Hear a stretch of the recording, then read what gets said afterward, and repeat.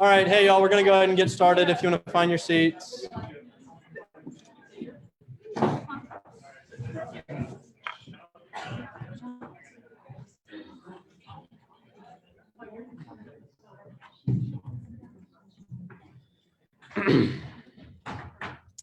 All right. Yes.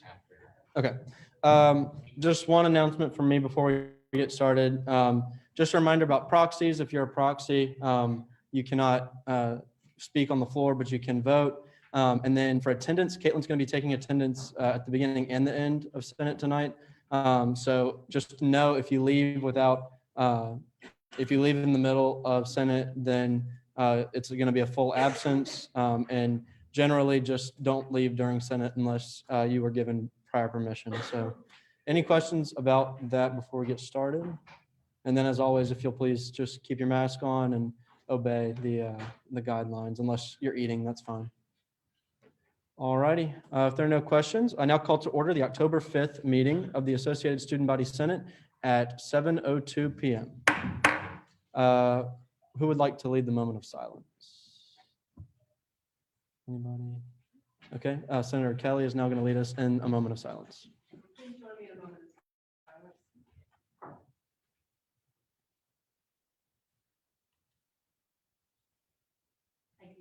Thank you, Senator Kelly. We will now have the Pledge of Allegiance given by Senator Wall.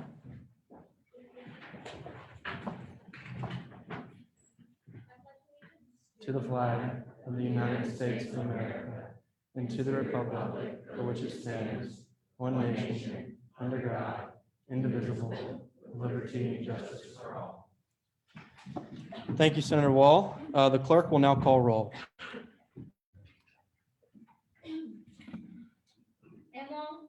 Here. Ashmore. Here. Beard. Here. Burgess. Here. Cooper. DeBella. DeBell. Here. Day. Here. Dedman. Here. Dermody. Here. Drury. Here. Gillen. Gully. Here. Harris. Hertz. Here. Hollowell. Here. Howell. Here. Jackson. Here. Hughes. Here.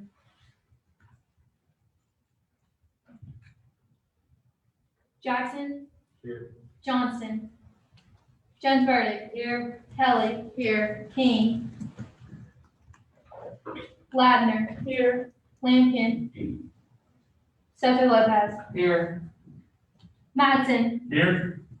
Miles. Here. Monroe. Here. Murphy. Here. Neighbors. Here. Nelson. Here. Osmond. Here. Patterson. Proxy for Walker Patterson. Ricketts. Here. Roby. Roebuck. Here. Ross. Here. Ryan. Here. Saloon. Here. Scott. Here. Stradinger. Proxy for Walker for Alex Stradinger. Wall. Here. Watts. Here. Wilson. Here. Williams. Here. Wink. Wood. Kim, did you get Brandon? Okay, awesome. Thank you, Secretary Hayward. We will now move into a period of reports. If you have nothing to report, please say no reports. The Committee on Rules. The Committee on Rules has approved Resolution 20-11, Bill 20-16, and Bill 20-18 to come to the floor.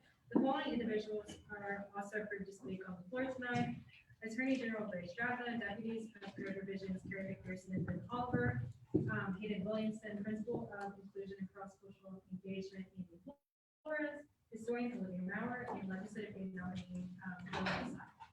Thank you, Senator Osmond. The Committee on Governmental Operations. The Committee on Governmental Operations has approved for consideration Bill 21-18 and presenting 21-16 and 21-18 tonight. DevOps has also been looking into some policy changes with the code, including how open seat elections are run and how adding positions in the judicial branch. Thank you, Senator Ryan. The Committee on Inclusion and Cross-Cultural Engagement. No report. The Committee on Athletics. No reports. The Committee on Student Life.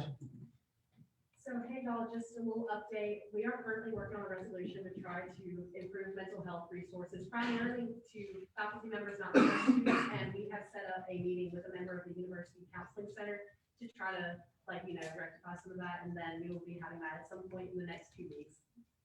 Thank you, Senator Kelly. The Committee on Infrastructure. The crosswalk proposal that we're working on right now, IKA, it's in the works. We're going back to work we're working on. Other than that, no reports. Thank you, Senator Amlong. The Committee on Academics. No report. And the Committee on External Affairs. We've been approved to go ahead and work on getting past legislation 21-11. And besides that, we're organizing a meeting with the chief of police to go ahead and talk about trying to get the student perspective and the student organizations have a better relationship with the OPD. And I'm still working on the transportation. So look forward to that. Thank you, Senator Mattson. We will now hear reports from Legislation Monitor Miller on the routing of past legislation.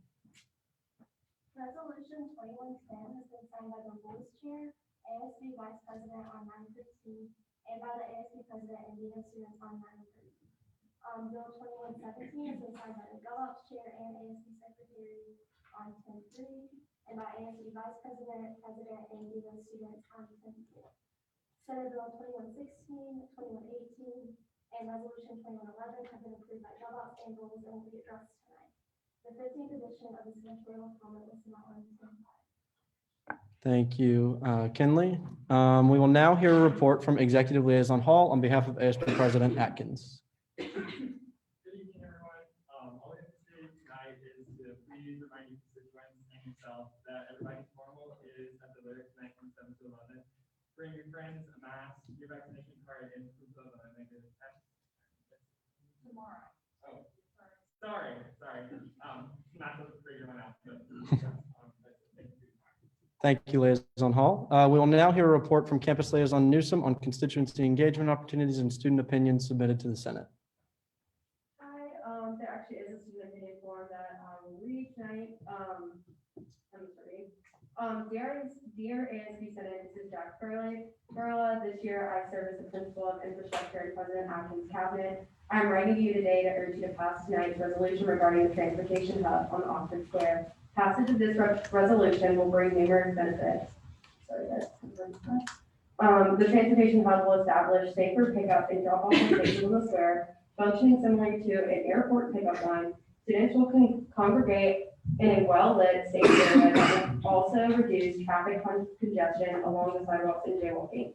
Officials from the city government, as well as the Oxford Police Department, support this move, as well as numerous stakeholders from the university.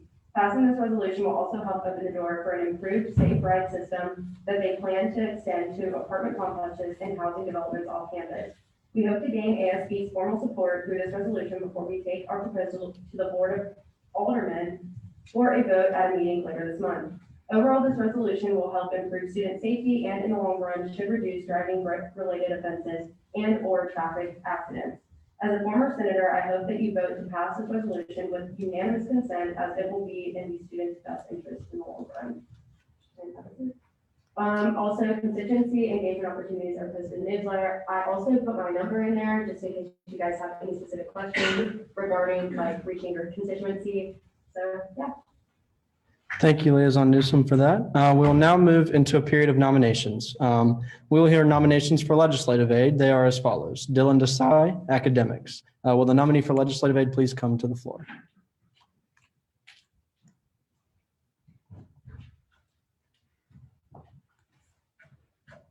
All righty. Yeah, you can just up here. Historian Maurer has been approved to speak on his behalf. You have 5 minutes. Okay, hey y'all, so we approved all the rest of the delegates last week. Dylan was out of town for a conflict and we picked them like 2 days before Senate, so he just couldn't be here then. So we're just finishing up that process. Everything that I said about them, saving for Dylan, we're really excited. The application process, good group, and I hope you will confirm him tonight. You yield your time. Thank you, Historian Maurer. Are there any senators wishing to question the nominee? Senator Osmond? Does the nominee yield to a possible for a question? Can you just give a quick rundown of like your major and then what made you interested in this? Yeah, so my major currently is general studies, but I might go to biomedical engineering. And my interest in it is just like I enjoy kind of working together with other people to try and find solutions to possible problems that, all of us, including, like faculty, staff, and just, regular student populations on campus encounter in everyday life. And I just like to get myself involved in trying to find, problems to, solutions that can directly help everyone. Thank you. I yield the remainder. Thank you, Senator Osmond. Is there anyone else wishing to question the nominee? All right. If there are no objections, we will suspend the rules and begin debate. Please follow Sergeant at Arms Spiva to the lobby.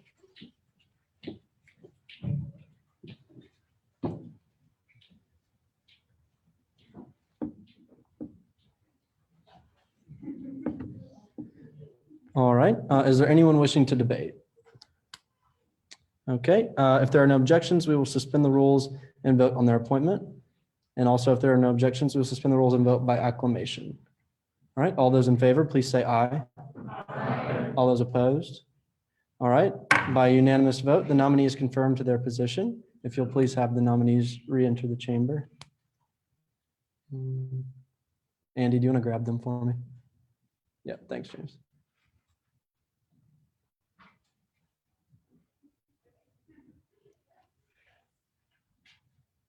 All right, congratulations. You've been approved with unanimous consent.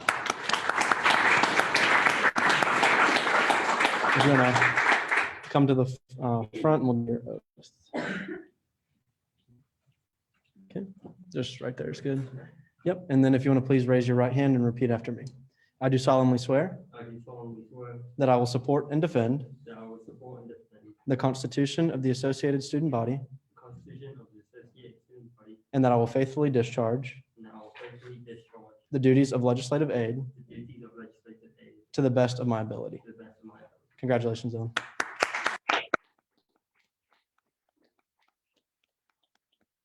All right, thank you. We will now move into a period of introduction of bills and constitutional amendments. Is there an author present for Senate Bill 21-16? You may come forward.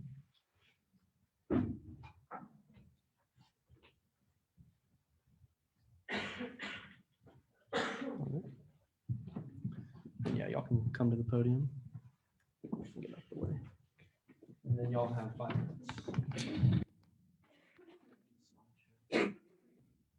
Okay, so I passed this out to everyone. So if you have it, you can also pull it up. It's in the share folder.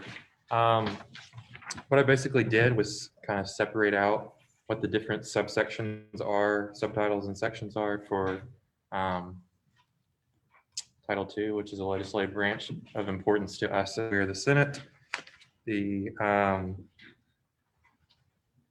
Yeah, if you see, there's the Senate rules, Senate organization, nominations, and legislation. And then if you look on the back, we have the different changes that we've proposed. The Senate rules, if you knew or didn't know, are currently separate from the ASB code. You can find them in the resources folder in the drive. We are proposing to move them into the ASB code so they're easier to find. People can know the rules of parliamentary procedure that we use, different things that help the Senate run.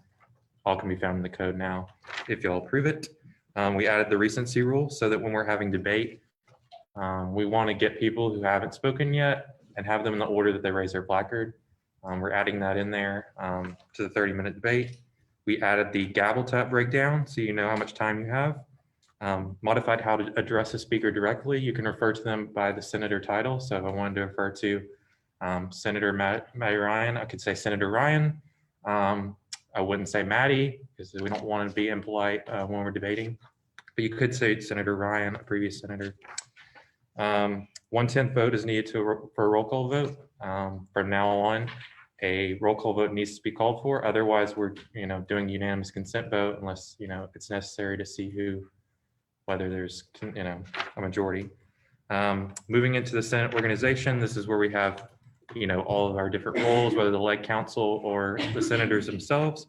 We're moving the apportionment from the election section into this section. So we're also making an apportionment council so that when we're apportioning new Senate seats, whether or not, this all the organizations all have 2, but whether academic, different schools need more or less seats, we can make those determinations. If you look in there, in that section, it will tell you who's going to be on the council. We tried to make it as fair as possible. The only person from the Senate that's on there would be the GovOps chair, and the GovOps chair is recused from running they can't run for election. So We try to make it as impartial as possible. Added 2 new seats for equity and advocacy because we felt that there were some organizations on campus that weren't adequately represented by the current RSOs. So we added those 2 seats, also bringing the total number of seats to 50. Codified Senate orientation because we liked how it went this year. Legislative aides have been limited to first years. And we also added processes for filling seats of legislative aides in a timely manner. So we get it done in a few weeks and don't have vacancies lasting for the whole semester. Nominations section, not much was changed, kind of simplified the language. The AG's office did a really good job of making things sound better, making it easier for you to understand, not as much legalese. Lastly, in the legislative session, we found that when we were doing judicial council, when we were having hearings for them, it was kind of inappropriate due to their, anonymous role for it to be televised or put on Facebook. So we made it easier for certain votes to be held privately and not recorded. And also simplified the language across all the sections. So also as a reminder, as we get into questions, y'all don't have to ask for permission to ask questions, as Clark has said before. So you can just go ahead and ask us questions and we'll try to answer them the best of our abilities. I yield the rest of my time. All right, thank you, authors. Is there anyone wishing to question the authors? Yeah, Senator Williams. Yeah, I see it says, creating 2 Senate seats for the new RSO category for equity and advocacy. So, could you not just place that under the service category? So our goal, I'm sorry, I don't know what the mic's picking me up, so I'm going to move a little closer if that's okay with you. So our goal when we were doing this is to fill a gap that we're seeing, which is, so like obviously most RSOs fill multiple of these roles, right? So the difficulty with Senate categorization is finding the best fit while still ensuring that everybody's adequately represented. So what these new seats do is create a space. What we found is that old Senate categorization was putting those types of RSOs in with cultural, multicultural organizations, which is not only inaccurate, but inappropriate. And so we're creating this form of representation in order to better clarify the roles of these different seats. Thank you, Senator Williams. Is there anyone else wishing to question the authors? Senator Wilson.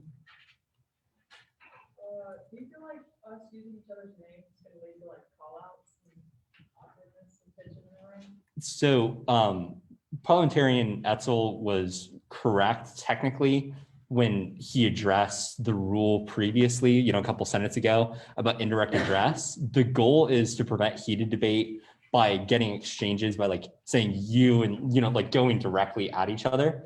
This prevents that type of dialogue from happening, but previous senator is not only clunky, it's just a little weird. So there's no problem as long as we're being respectful of one another and we're not like engaging in dialogue like back and forth, in an aggressive manner. There's no problem with using name distinctly. Thank you, Senator Wilson. Senator Neighbors. Okay, sounds good. What different RSOs would fit under the new category of campus equity and advocacy specifically? Yeah, so General Dragna spent the summer doing some categorization of these RSOs. So for some examples of this would be, it's really just talking about RSOs, which are designed to prevent the types of inequities that we see on campus specifically. This can be kind of divulged from some different RSO functions that we see across campus. Some examples of RSOs that we're considering categorizing for this cycle are STEAM or, Blacks in Political Science, like those types of organizations which seek to address disparities on campus. We think that's distinct from the other rules that we see in the other categories. So that's why we're trying to categorize them under this. Senator Neighbors. Thank you very much. Senator Mattson.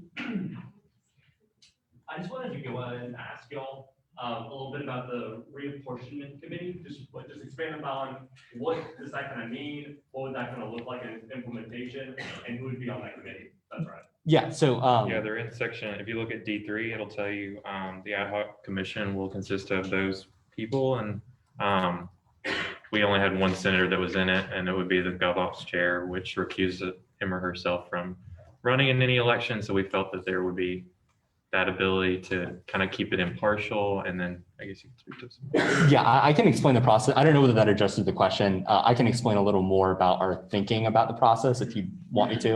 I would love that. Okay, so our goal here was to clarify, most of what reinforcement is going to look like is about categorizing RSO seats and creating new categories or adjusting allocations of RSO seats. That's most of what the commission is probably going to be doing. We wanted to create a strong foundation so that reapportionment happens rarely, but then when it does, it happens in the most equitable manner, and it happens in a process that gets the most constituencies engaged without involving the types of conflicts of interest that the previous senator was talking about. So for example, the reason why we're not putting senators on is because we don't want to create rules under which senators are able to benefit, right? So by not putting any senators who can run for reelection on, they can't create favorable circumstances for themselves. That's also why when the reapportionment plan comes through Senate, it can't be amended on the floor to prevent that sort of conflict of interest.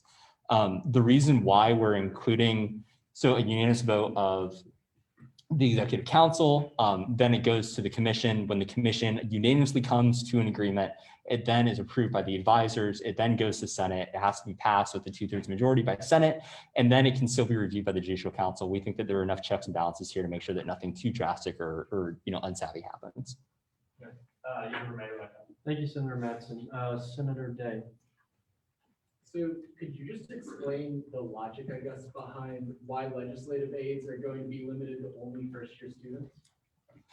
So the legislative aids program has historically served as a way to gateway students into ASB who have not had previous experience with ASB. Because there are other resources on campus for other groups of first-year students. Again, note that it says first year, not freshman students. So first year at the university could be a first year transfer student. But then in addition, it does give, if there is nobody available, so there is a process by which if no applicants can be found, the vice president can interest somebody who is not served in ASB previously, even if they are not a first year student. So we still have that method available if it becomes a problem. But we think that generally speaking, the program serves as a branch into ASB, so that's the role that it should serve. Okay, Thank you, Senator Day. Senator Nelson. For section C on broadening the Senate's ability to hold private vote, do you think that will make us look less transparent to our constituents on campus? So I think that the overwhelming interest here has to be the types of confidentiality concerns that we're dealing with. There are many issues that the Senate deals with that either might actually cause harm to senators or to people that are being brought up. One great example is judicial council members are supposed to remain anonymous, yet they're approved by this body. So us releasing their names, even if it's just on a live stream, can pose like real danger to them. So we need to create this metric in order to make sure, I think that overrides any sort of transparency concerns they might bring up. Thank you, Senator Nelson. Senator Neighbors. Can you explain a little bit more about the chair on the Senate Committee of Governmental Operations on like the reapportionment committee and how that will, like you said, something about like them recusing themselves from like running next year? How would that work? Like, are you saying that they wouldn't be able to run for Senate again? Yeah, so Maddie, if she were running, to give an example, she would recuse her. She's going to step, like if she's going to run the next year, she's stepped down from Senate. Someone would take her place temporarily until the election's over, and then she would step back into that position. So it's just a temporary thing to make sure that if any election disputes come up, reapportionment, they can be impartial. You yield your time, Senator Neighbors. Thank you, Senator Neighbors. Is there anyone else wishing to question the authors? All right, if there are no objections, we will suspend the rules and move into a period of debate. All right, thank you, authors.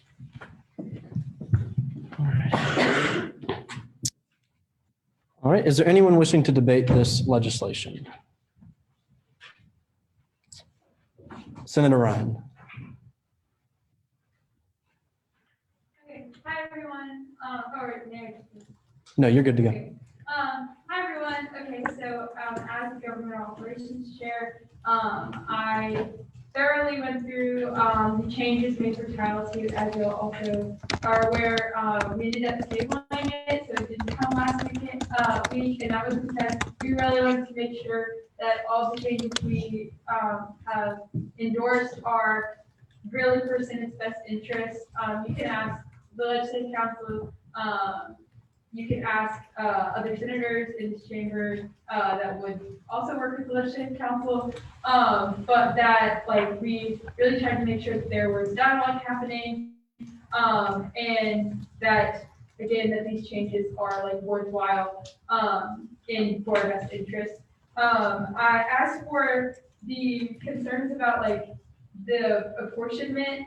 Yeah, so basically like to my knowledge, precedent usually has it where like if they were reapportioning, were deciding to be reapportioning, it has to be at least a month before election time. And you're not supposed to plan out elections ahead of that time. You're not supposed to have, like, you can have like individual personal stuff, but you're not allowed to be like in communication with people. So, oh yeah, I'm about to run for this, is da da da da. So like, if, at least that is my position, if there was going to be some sort of reapportionment, it would have to be like well in advance to the point that I would be able to like be, no one would know that if I was running for something or like, if, and so there would be no plan in force already. So that should not be a conflict of interest, but there should be someone that is serving in that position, and it should, I think, believe, be someone that works with code. So I yield the remainder. Thank you, Senator Ryan. Senator Kelly. Oh, I didn't. Oh, thank you. Senator Jones Burdick.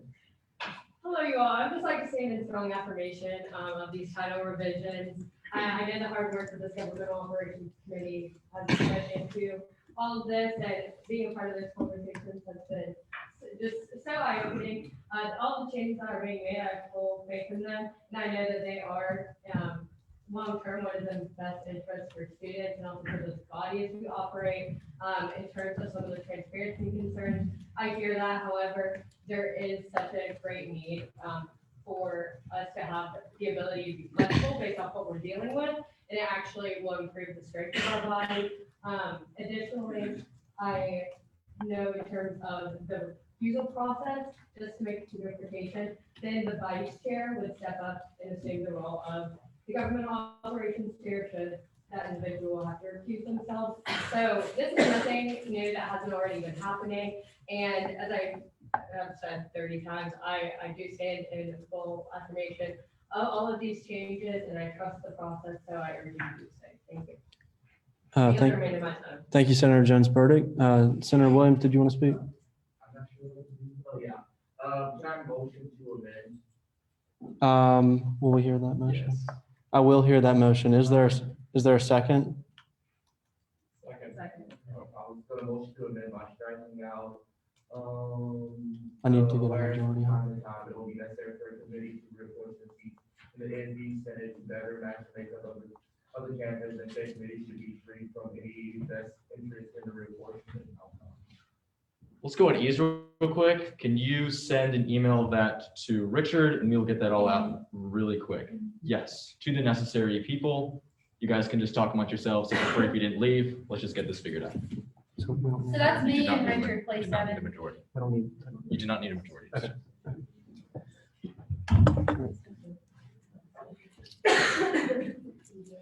Caitlin, do you want to send that on?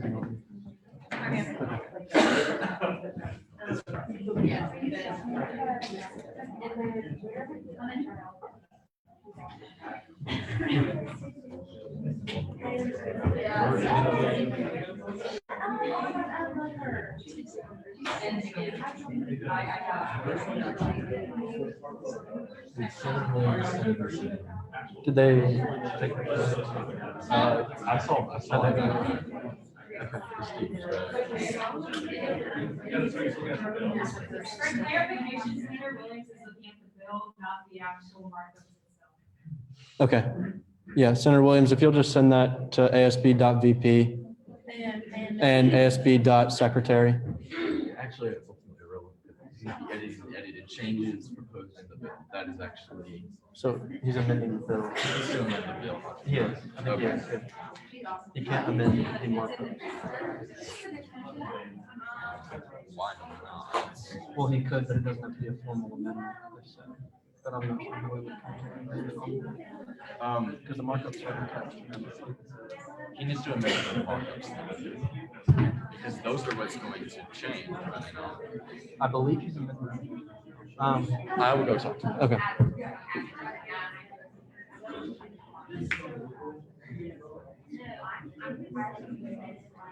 Yeah, if he's amending the, It needs amended, it needs amended market, it needs amended. right. Right? Um, Amended the bill, That's fine. but the only person's changing it. So is he going to change the bill?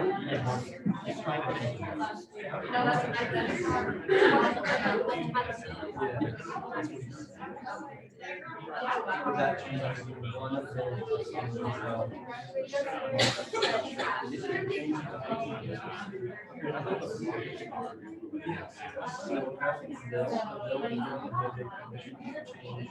to make the changes. That would be great.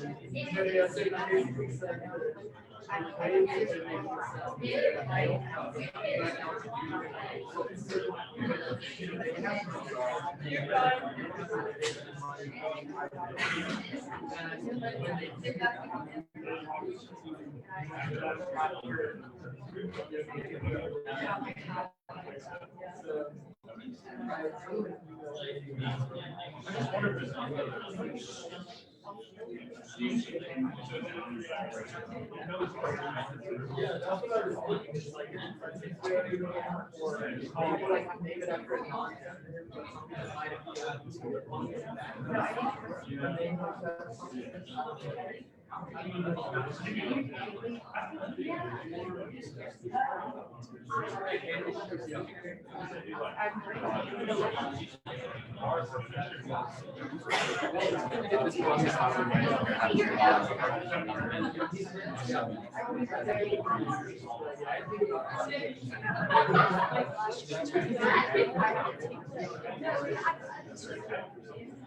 That's all right. This is, I didn't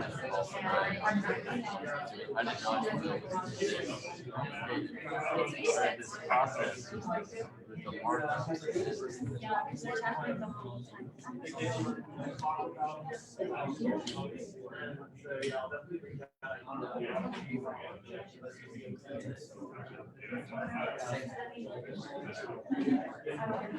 I understand.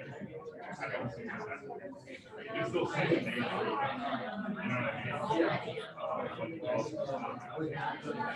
You know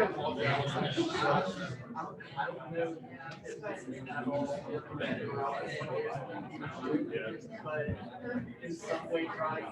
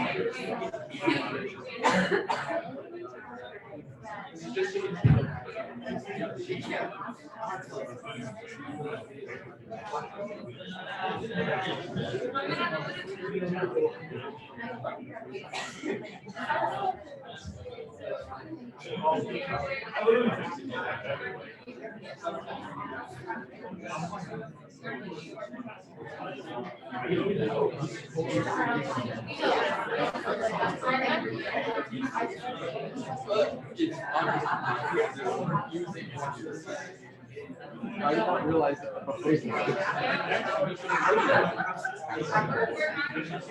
it is.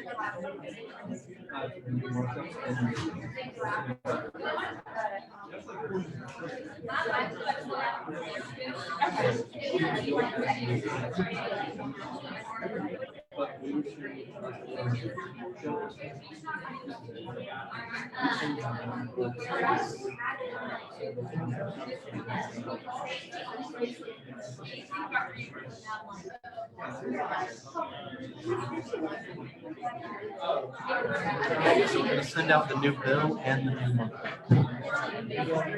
Subsection A, section 102.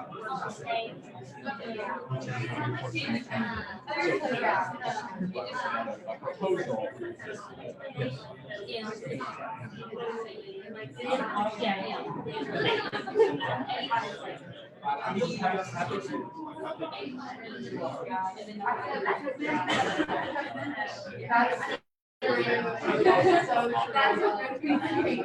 Okay, y'all, thank you for bearing with us.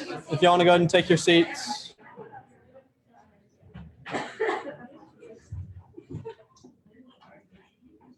Okay, so the amendment proposed will strike out the sixth, is that correct, Senator Ryan? Sixth whereas line, fifth whereas line on the bill, Senate Bill 21-16, as well as subsection D of section 102 of Title II.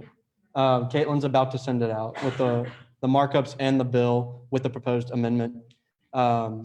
The strike through of the whereas line is equivalent to the strike through of the markup. So but the amendment proposes both simultaneously. So yeah, Caitlin, is it? Okay. Did all of you receive that? Okay. So now we will go to author presentation on the amendment. Okay. Okay. Senator Williams, if you want to please come up to the front.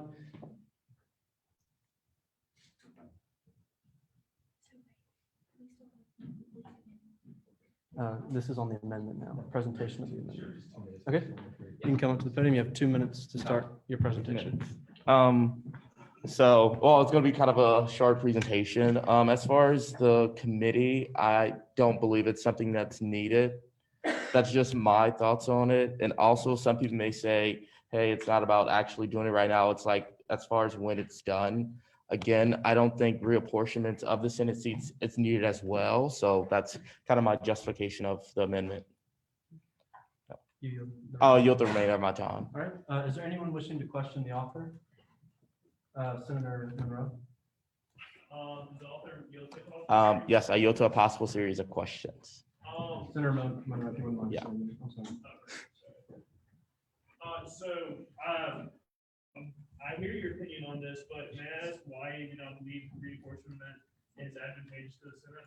Because the reason I say this is because from what I've seen as far as like organization wise and number of students or in organizations, I don't think they drastically change enough where you need to kind of reapportion or even in a sense reevaluate.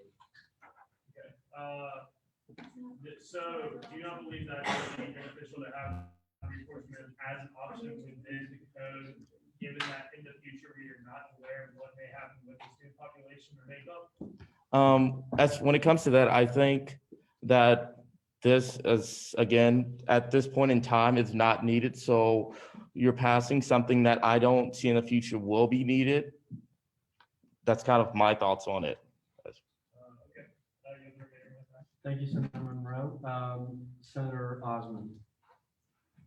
Do you think in the case that this were to be needed in the future, not having a code now would then hinder us from getting the reapportionment process started because we have no process to go off of? I don't think it's something that, again, will hinder because, again, everything that when it comes as like bills or anything that is passed, it's something that's kept in the records. It's something that someone can easily go back to and look at and see. Whereas like look at the entire breakdown of that and they can kind of make their own revisions and kind of what's best needed kind of at that time, like as far as like the committee. Because again, if you say that the needs isn't needed now, but it might be needed in the future, I feel as though that the setup would be needed differently in the future as well, if that was the case to happen in the future. In addition to that, do you think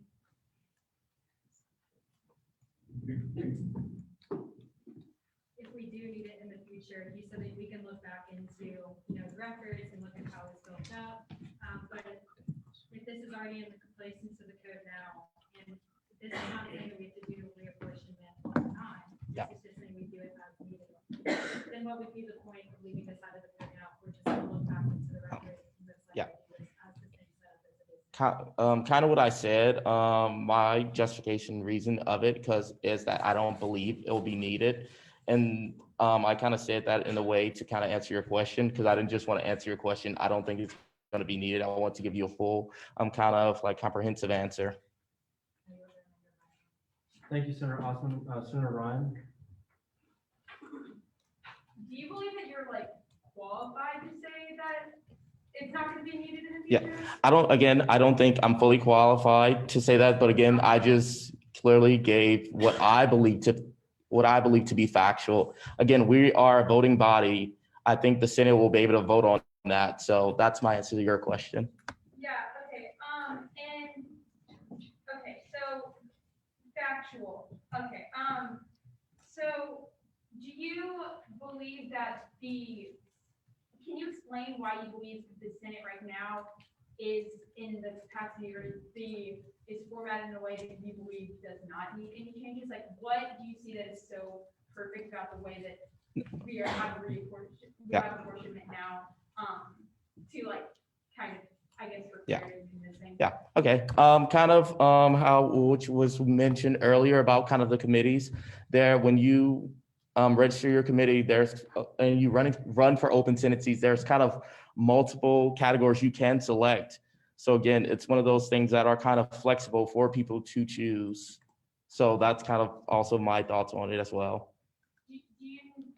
Are you aware that reapportionment is not about? Yeah, it's not yeah. general? Yes, I know it's kind of about kind of like the number of seats that are allocated to each RSO category. Do you know that also includes adding RSO categories? Yes, kind of, well, sorry. No. Kind of like how they just kind of just like how they added this new category, which again, I think it's a good category, but yeah, it's something that falls under lines of other categories, and it kind of can make it would clarify some things, but it's one of those things that I don't think we are in dire need of, because when you talk about like advocacy, you can think about, again, he mentioned I believe it was Image, that falls under multicultural, and some of these other organizations that are meant to represent kind of the underrepresented, such as the LGBT community and the Black community, and those kind of fall under multicultural things, and I think they are justified in that. Are you aware that your amendment does not affect that? Yes. Yes. Okay. Are you also aware that, or not that you're aware, but are, just for like everyone's sake as well, are you highlighting here that, for example, like if this was pulled out of the code, the process for reapportioning seats would look very similar to what we are doing right now, which is just simple legislation. When you were, because you were kind of mentioning like that we have a record bill, so are you kind of highlighting that about the, like how we already add seats or? Can you restate that question, because I kind of didn't understand it. When you were mentioning like we have records of bills, were you trying to highlight how we already add or like remove RSO seats, which is through legislation? Yes. Okay, which is what has been done with the campus equity advocacy seats. Okay, do you believe that that process is free from bias of the Senate chamber? I think when you talk about any kind of process, no process is completely free of bias. Even when you're talking about this new proposed committee reapportionment, that is still not kind of free of biasness. Well, bias from being completely biased. Yeah. Thank you, Senator Ryan. May I pause the period of question? Real quick? Did you want your amendment to include getting rid of that? No. Okay, so it is as you Yeah. intended. Okay, Yeah. all right. Thank you. Is there anyone else wishing to question? I had Senator Jones Burdick. Yes, since I do, I'm going to ask you, do a possible series of questions. My first will be, when did you become aware that the Title II revision process had begun? As far as this current, you talk about this current bill that we're working on right now. To my knowledge, it's something that's been working in the works for a long period of time. Like, I believe last year there were talks about this.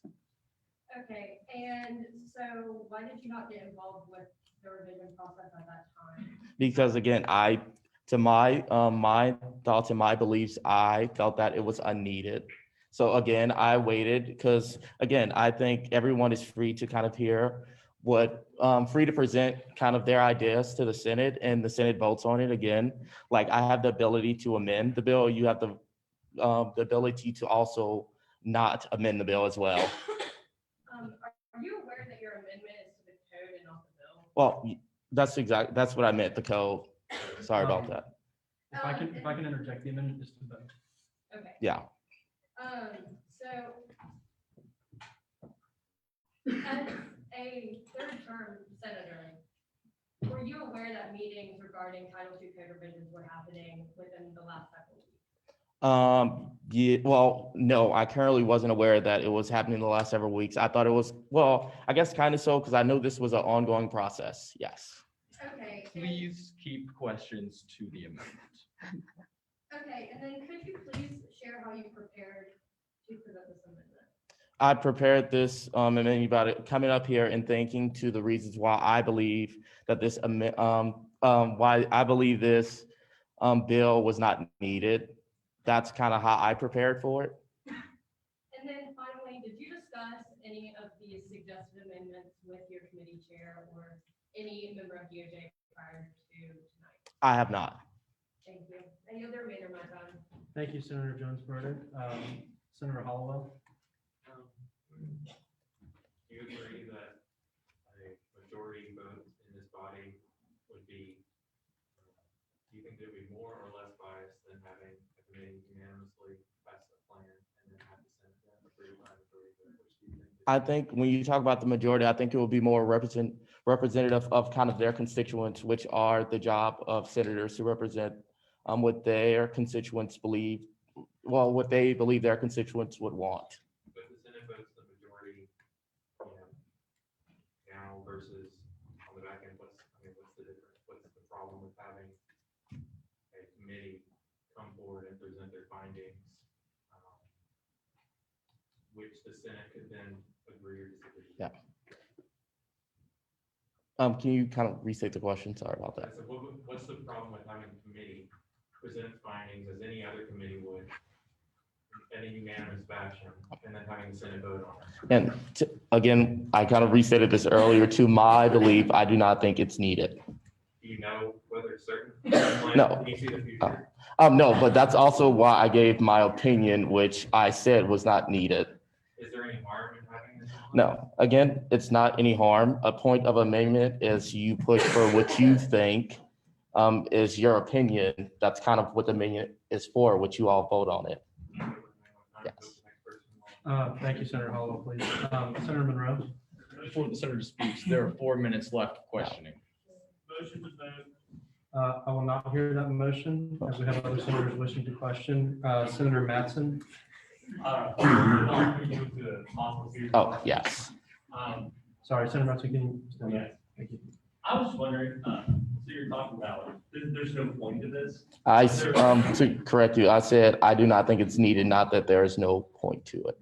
But wouldn't it just be honestly better if we have the committees down in the code in case we need it, versus the fact that, oh, it comes up, we need it really bad, that we have no way to properly do work things well. Yeah. That's the question. Kind of like I stated earlier, which your question you kind of answered was similar to a couple other senators. I think it's something that will not be needed in the future. Again, like I said earlier to a couple of previous senators, and kind of the same answer I gave to them, the same answer I'm giving to you as well. Thank you, Senator Mattson. Are there any other senator neighbors?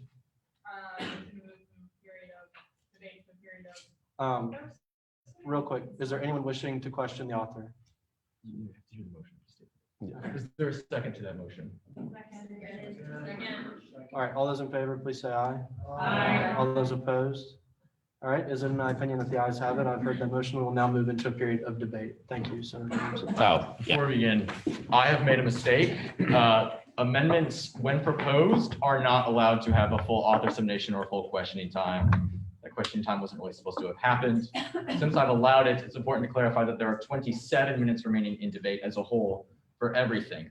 If Senator Williams wishes to, because I have allowed everyone to question him as if he has had a full 5 minutes of speaking, with the authority that I have, say that he is allowed to give the remaining 3 minutes of his time for a full author speech if he so wishes. Okay. He waives it. There are 27 minutes of debate remaining. Please remember to keep things civil and germane to the debate and the amendment at hand. Thank you. All right, thank you, Clark. Is there anyone wishing to debate this legislation? Senator Hollowell? Or sorry, this amendment, sorry. Want to thank everyone for asking your questions. I think that this is an important thing for us to have. If the Senate in the future doesn't want to agree with what the committees come forward with, then unfortunate, they can vote it down. I just think it's good to plan ahead of time. Maybe there's an academic school that has fewer students, one has more, and or they're not sending senators. Maybe one of the schools is repeatedly not sending senators or not interested, and there are schools that are interested. Maybe we reapportion that way and allow the Senate to vote on it after the unanimous consent of the committee. So I just don't think there's any reason to take this out. There's a lot of planning that's gone into this. We've worked really hard on it. In conjunction with the Attorney General's office.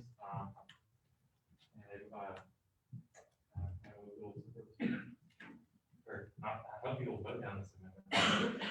You yield the remainder of your time. Thank you, Senator Hollowell. And I'm not saying you didn't talk about this, but just a reminder, this is debate and we'll lead into voting on the proposed amendment, not the bill or the markups. Attorney General Dragna. I'm just gonna kind of why exactly the section is needed and kind of how this came about. So this whole reapportioning process started a year and a half ago when students, our constituents, came to us and said, hey, we're a little bit concerned about the representativeness of Senate. They said, here's exactly what kind of changes. The problem came about because the code was extremely unclear about how to go about reapportioning the Senate. we know we want to make these changes, but we don't have a process for doing it. And so what that culminated in is my department sat down, we said, okay, here's what we should do. We should, one, make these changes in the code to increase the representativeness of Senate. That's why we added this 13th category so that organizations like the Student Accessibility Coalition, Queer People of Color, this University of Mississippi Student Parent Association have an amplified voice and have more representation in this body. And so what we did is when we proposed these Title II changes, we both made that change and then also solidified a process by which to do this so that if it does come up in the future, because you never know when it will, students will come to us with concerns. That could happen 6 months from now, we don't even know. And so it's best to just have a process for this so that we can kind of evaluate where we are and then people who are appointed to the code can, as unbiasedly as possible, kind of sit down and make those changes in a proper way.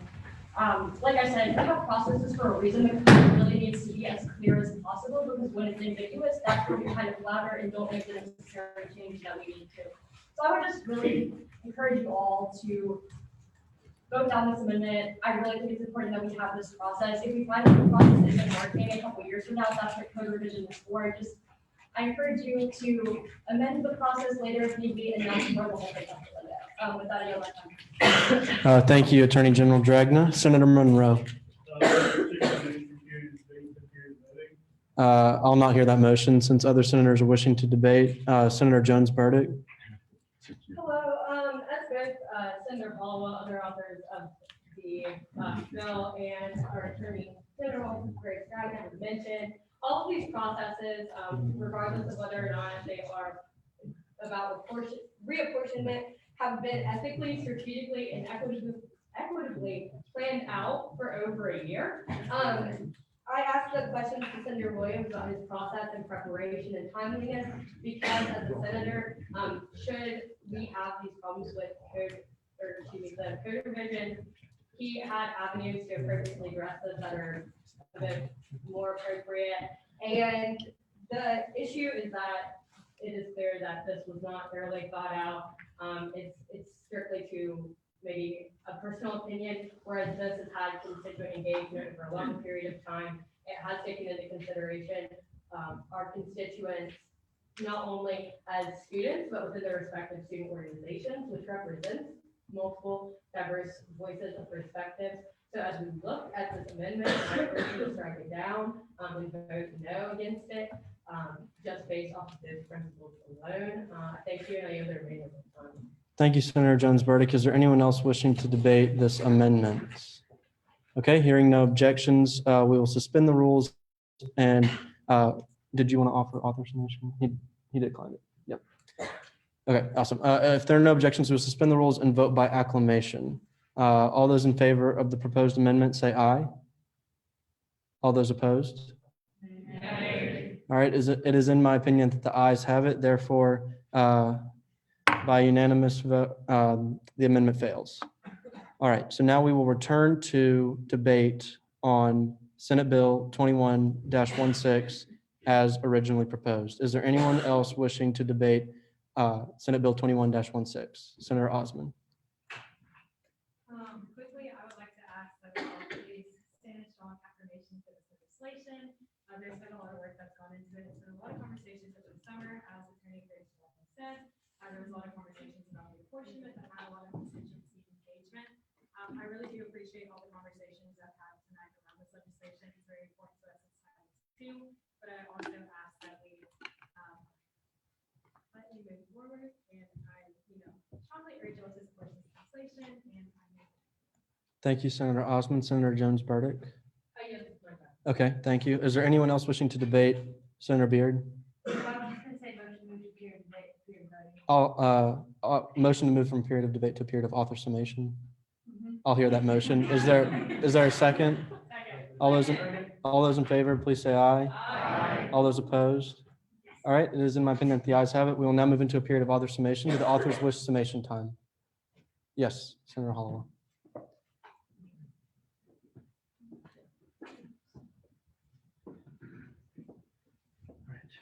You have 5 minutes. I'm glad that everyone, had their debate. I want to say I was glad, I'm glad to hear senators really care about this bill, and wanted to voice, concerns they had with it. That's the part of the democratic process, is why you're all elected here. So, I think it's okay to bring an amendment if you want to. If you want to come to our committee meeting, that's also an option. Either way, but I mean, it's okay to bring an amendment. Our committee meetings are on Wednesdays at the law school at 5 o'clock. If you would like to be a part of the code process, we're still working on some of the last sections and also some other changes to the code. This bill, I think, does a really good job. I think the Attorney General's office has done a really good job. Our committee has done a really good job, I think, writing this bill in a way that's understandable. And do you have anything else to say? Yeah, briefly, we forgot to do it for Title III, but please do a roll call vote for this. We would prefer all of these cumulative changes to be roll call votes for transparency's sake. Thanks. We yield the remainder of our time. Thank you. Okay, thank you, authors. Okay, we will now enter a roll call vote. All right, the clerk will now call roll. Yes.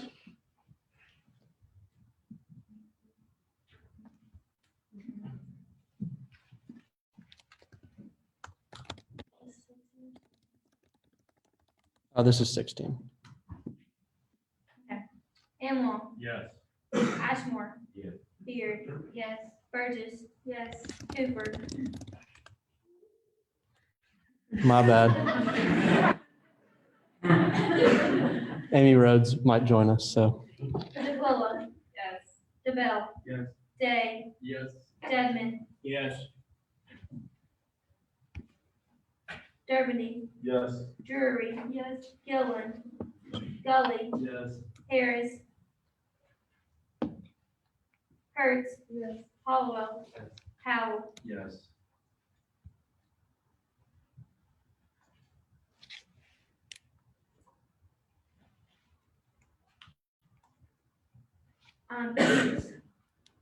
Hughes.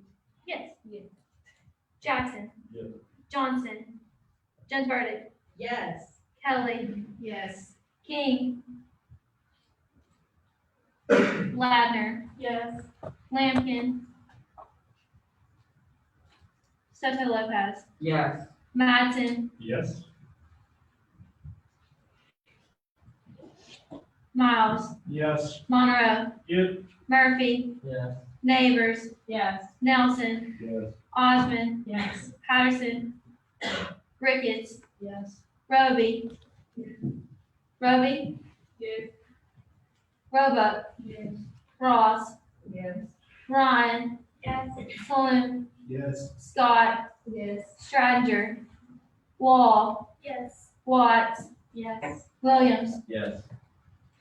Wilson. No. Wink.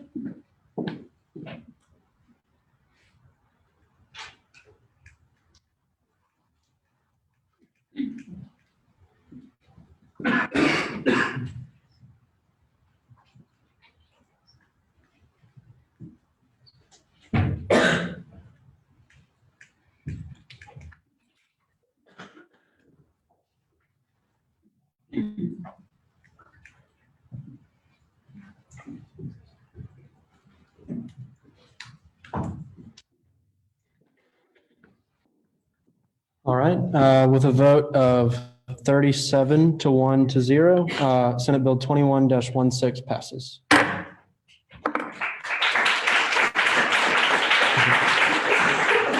right, thank y'all for hanging in and debating. Okay, we will now move into Senate Bill 21-18. Is there an author present for Senate Bill 21-18?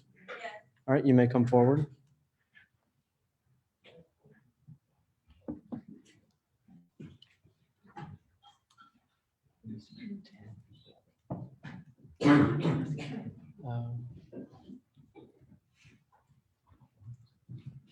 Right. Y'all can.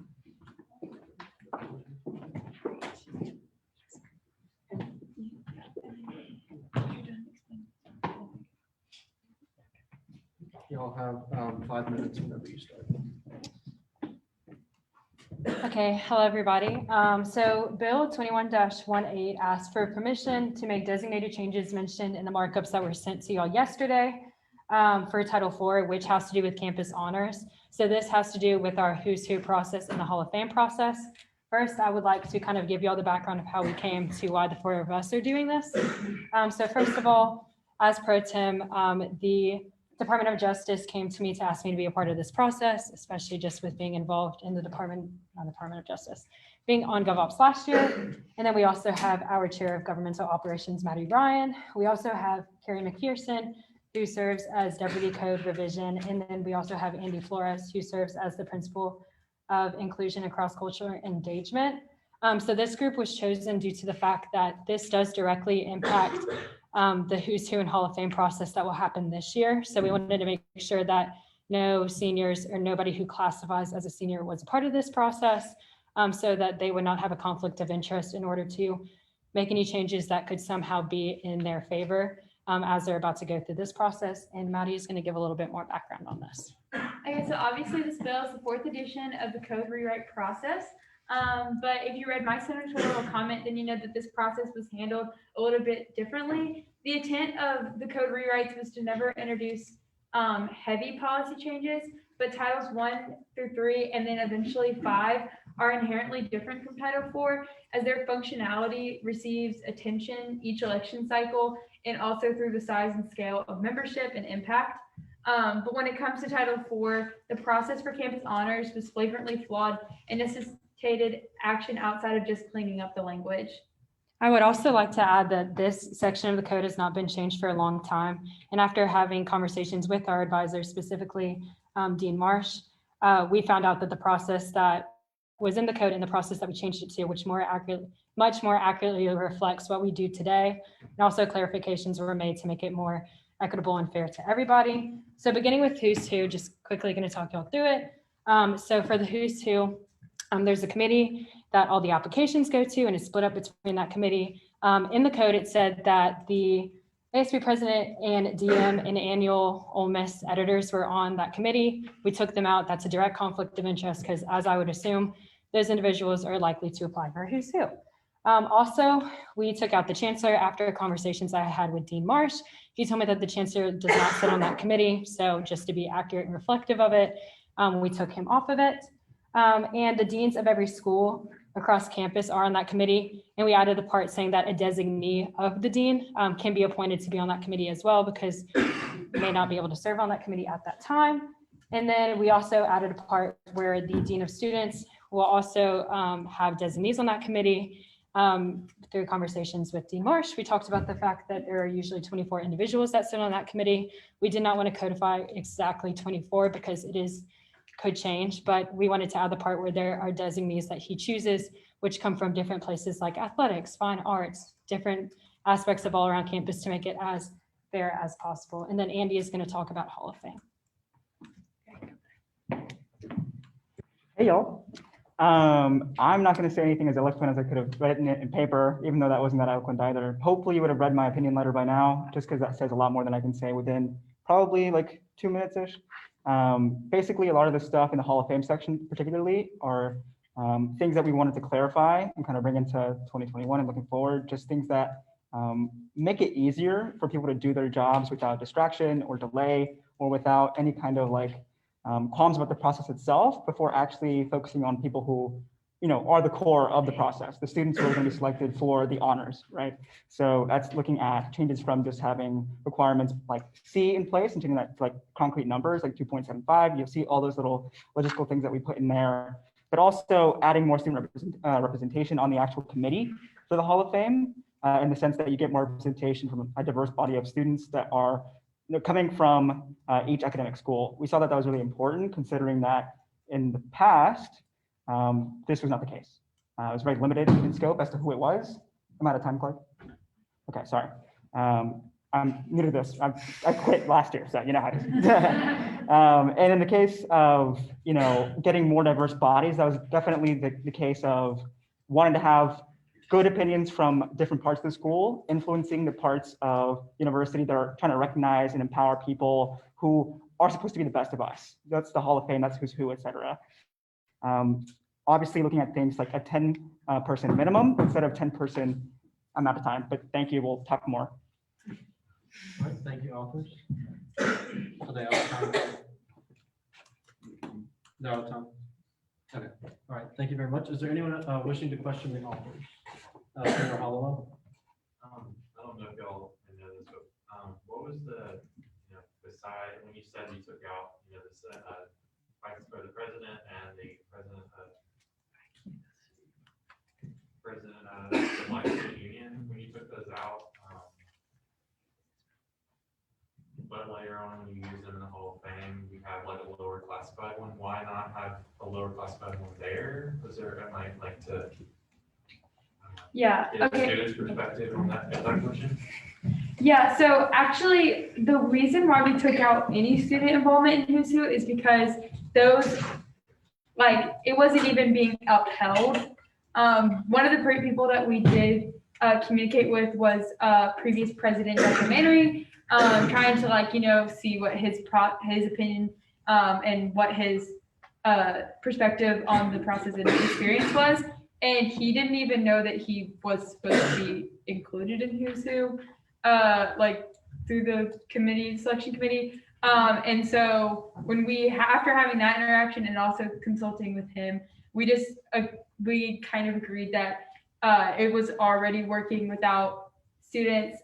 It would be a conflict of interest, and that's why we really focus on making Hall of Fame have even like a robust student voice, and then making Who's Who kind of have that robust faculty and administration voice, kind of making it equal. Does anyone else have anything? I would like to add too, for Who's Who, you have to think about also the amount of applications that they get. So you're getting hundreds of applications for Who's Who. Meanwhile, Hall of Fame is the top 50 applicants who got Who's Who. So another thing too that Dean Marsh and I talked about was the fact that even then having students serving on that board, like he said, he has a committee of around 24 individuals in which they split up and then split up all of those applications and then pull back together. In our opinions, we just believe that Who's Who being done by the faculty, because it is around 200 individuals being selected, makes sense. Meanwhile, Hall of Fame more so having that student voice, in which that student voice that does directly see that impact of those people who might qualify for Who's Who, makes a lot more sense logistically. Does that answer your question? Thank you, Senator Hollowell. Senator Beard, did you have a question? No. Thank you. Are there anyone else wishing to question the authors? All right, if we have no objections, then we'll move from a period of author presentation to a period of debate. Thank you, authors.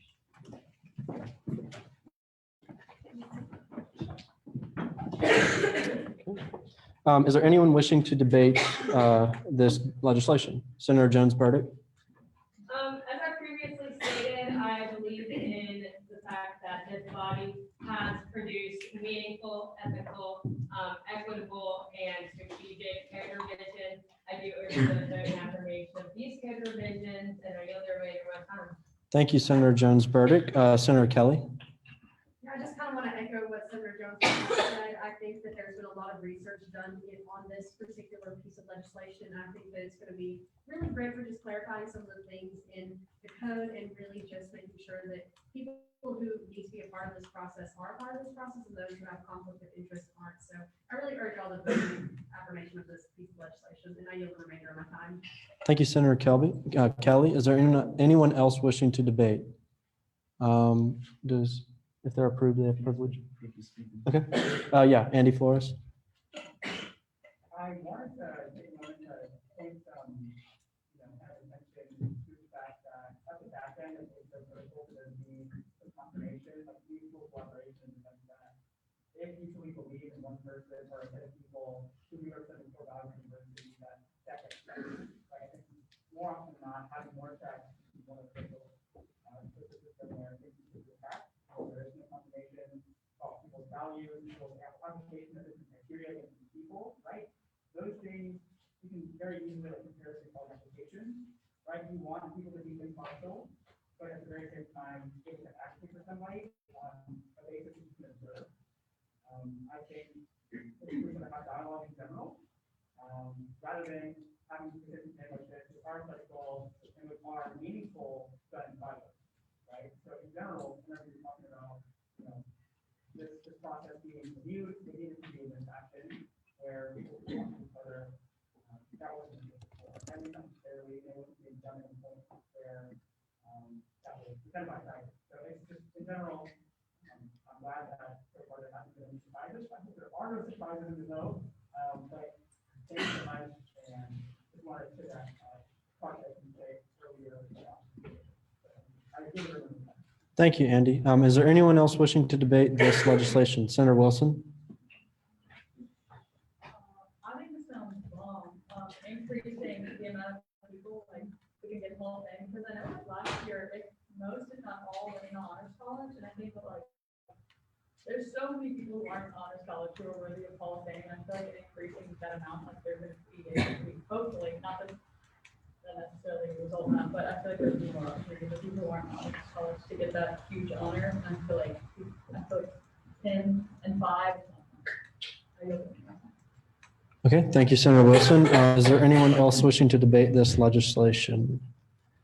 All right, if there are no objections, we will suspend the rules and move to a period of author summation. Do the authors wish summation time? No. Yes. All right. You may come to the front for summation.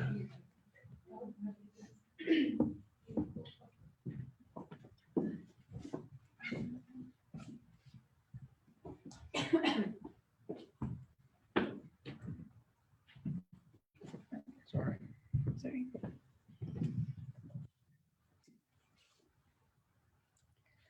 Okay, hi everyone. Just wanted to echo that we just really wanted to make this the most equitable and promising process for such prestigious honors.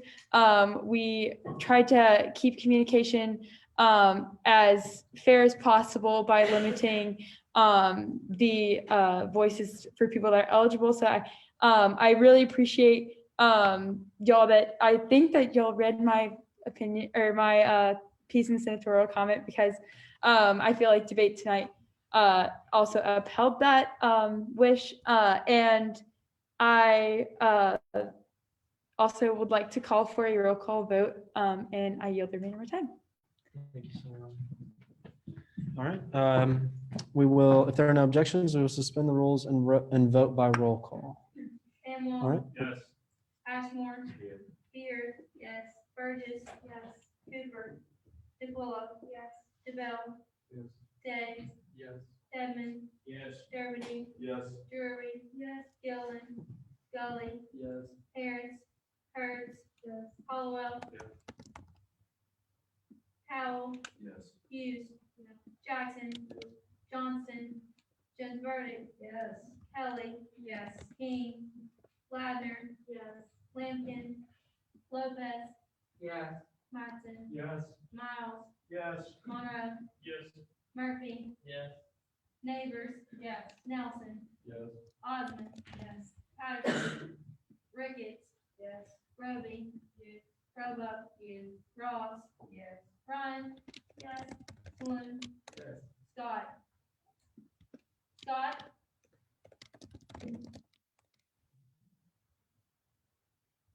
Stranger. Wall. Yes. Watts. Yes. Williams. Yes. Wilson. Yes. Wayne.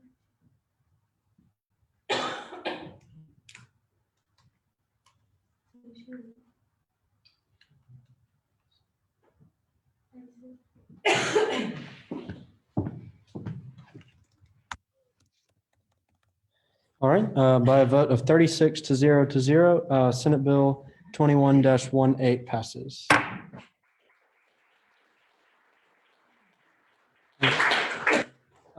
We'll now move into a period of introduction of resolutions. Is there an author present for Senate Resolution 21-11? Yes. All right, you may come forward. You hear that thing I said yet? Yes.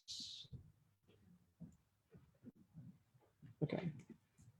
If we'll go over there, let's see. I'm trying. Let's see. No, okay, give me 1 second.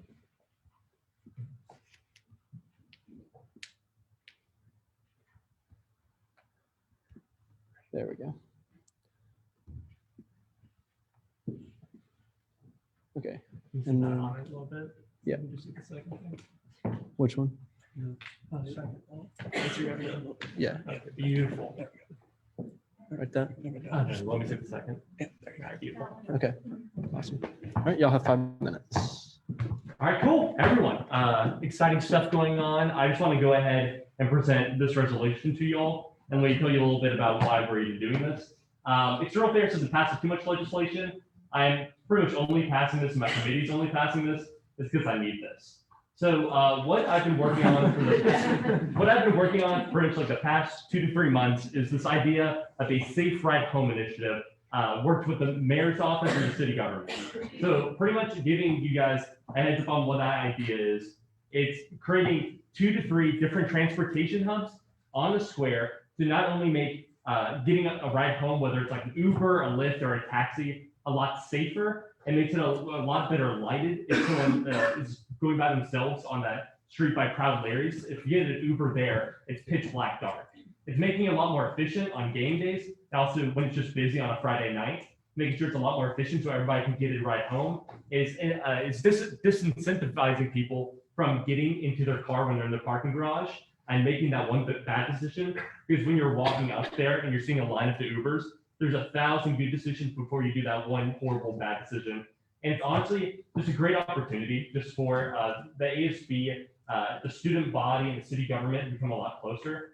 I know last year when I was working with Tyler Yarborough, when I was under as vice chair, something that he really stressed to me and something I've been really stressing to my committee is that ASB, we are the representatives of the student body. And because that, we must be representing ourselves to the best capacity that we can to the people that make the decisions. It's a lot of times on campus, and in this case, off campus. Pretty much a breakdown of what this is. What I've been working with the head of infrastructure for the city government is that there are going to be 2 pickup locations.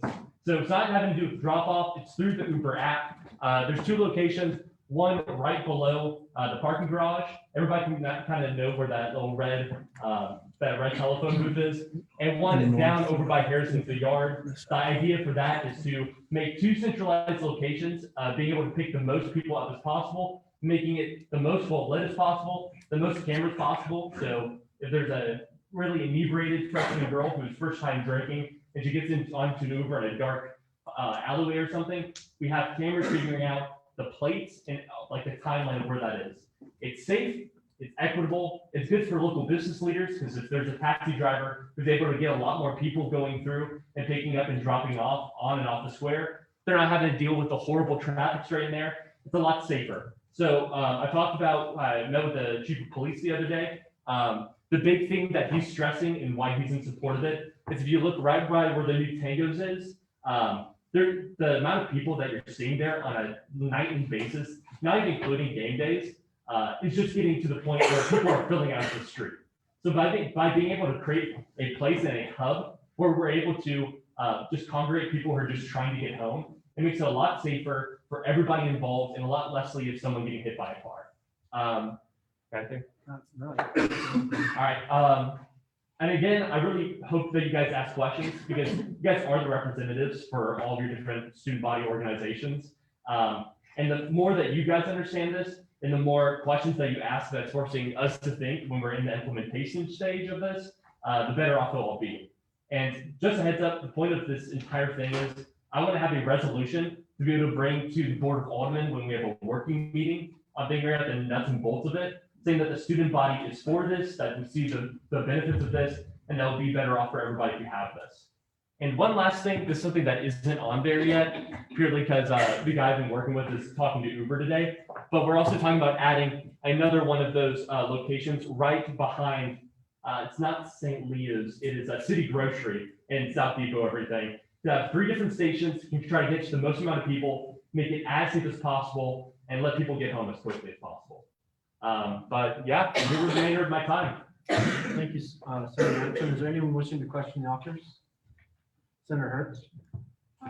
So I just had a question, and it's not that I'm not in support, but do you think that like having a bunch of drunk children that might like possibly be underage, like do you think that like anything would happen like with the cops, like would they be like there like monitoring it or like, you know what I'm saying? Like, is it just gonna be like an awkward situation for So OPD's already shown their support for this program. And like we said, it's gonna be a really well-lit area.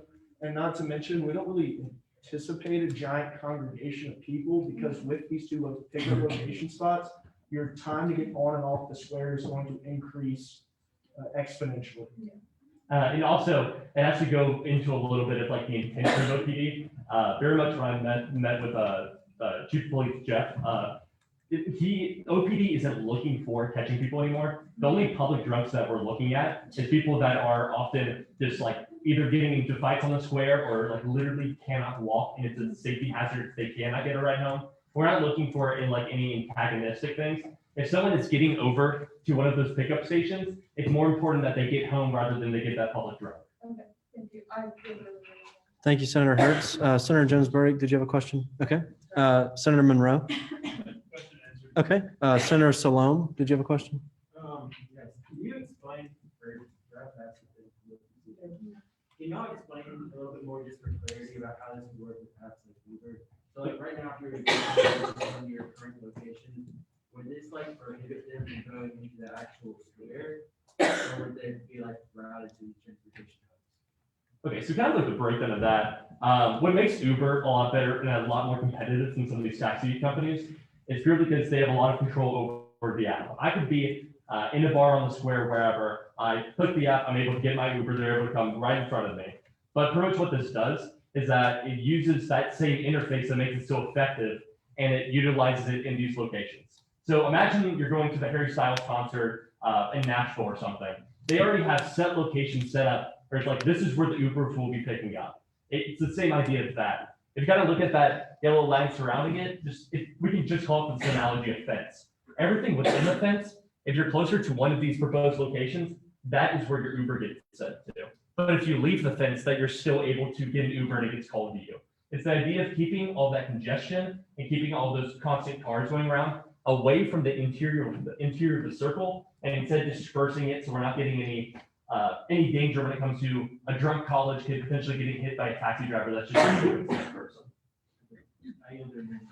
Thank you, Senator Salome. Senator Hollowell. Do you have any numbers on how many Uber drivers, Lyft drivers are in this area? That's hard numbers, purely because if you're thinking on a game day, a lot of the Uber drivers aren't from Oxford. They're transporting down from Memphis, and just from all those surrounding areas. I know taxi drivers, I think we have close to five taxi companies within Oxford. That's the best numbers I can give you when it comes to it. But it's hard to get those numbers purely because Uber drivers aren't from Oxford. The reason why we have to pass this ordinance is to get the taxi drivers on board and kind of make it an ordinance. All right, if I park in front of Roosters, that is a fine. You have to park over here. That's like the point of the kind of the government ordinance that we're working on is to get everybody on board for it. But I don't have the exact numbers. Thank you, Senator Hollowell. Senator Howell. Could you explain how you would say it's safer for somebody who is very inebriated to walk several blocks to a central location instead of getting picked up directly outside of the bar that they need to leave at immediately? So it is significantly safer for them because they're going to be going to a well-lit area where other people are going to be. And more than likely, as the bars close, as OPD was talking about, there's a mass congregation of humans. This person is not going to be alone. And by ensuring that they go to these safe pickup spots, we can make sure that they get home faster and safer without making the option to get in the vehicle and drive themselves significantly more difficult. Yeah, and also it's like when I was talking with the chief, we don't have as many of those that you might think in this college town. So we've been talking about the past game day. There's about 2 people that almost seemed like they couldn't get home with like them being so inebriated, but they were able to have people. They're not looking for the people that are trying to get home when it comes to public drunks. They're looking for people that are purely just making a disruption and disturbing the peace of that. You kind of see what I'm talking about? And also with like the third location, it's going to make coverage so much easier because I can see if a guy is really, really drunk coming from the library, that walk is a lot more daunting than you would think. But when we're able to get that one right there, it makes all that kind of congestion a lot easier and that flow of traffic a lot easier. Thank you, Senator Howell. Senator Ryan, did you have a question? Yeah, you mentioned Nashville, but are there any other like cities or areas that you can